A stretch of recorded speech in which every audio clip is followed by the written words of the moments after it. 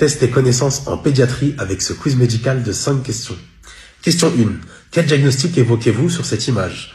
A. Une otite. B. Une angine. C. Du muguet. D. Une pharyngite. La bonne réponse était la réponse B, il s'agit d'une angine. L'angine, c'est une inflammation des amygdales. Le plus souvent virale, mais elle peut être aussi bactérienne. On parle couramment d'angine rouge ou d'angine blanche, selon l'aspect de ces amygdales. Ici, par exemple, on avait une angine blanche. Question 2. Quel diagnostic devez-vous évoquer sur cette image?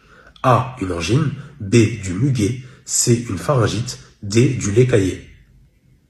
La bonne réponse était la réponse B, il s'agit du muguet. Le muguet, c'est une infection par un champignon des muqueuses de la bouche. Elle est fréquente chez le nourrisson, elle peut entraîner des douleurs et donc des difficultés à s'alimenter. Question 3. Quel diagnostic évoquez-vous sur cette image? A. Une varicelle.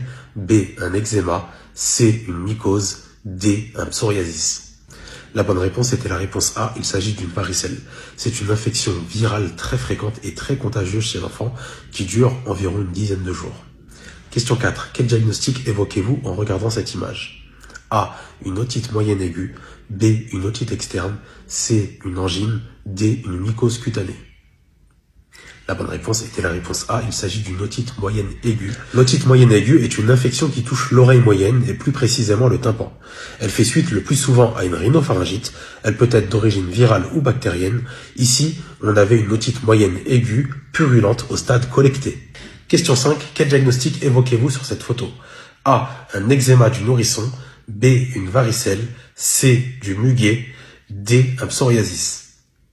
La bonne réponse était la réponse A. Il s'agit d'un eczéma du nourrisson. L'eczéma du nourrisson ou dermatite atopique est une maladie de la peau qui évolue par poussée. Elle apparaît en général entre l'âge de 3 mois et 2 ans. Cet eczéma est souvent lié à un problème d'allergie, notamment sur le plan alimentaire. Il provoque des démangeaisons qui se manifestent chez le nourrisson par des troubles du sommeil, une agitation ou un frottement des joues contre les draps ou contre ses vêtements. Alors, quel score tu as? N'hésite pas à aimer, à t'abonner et à mettre ton score en commentaire.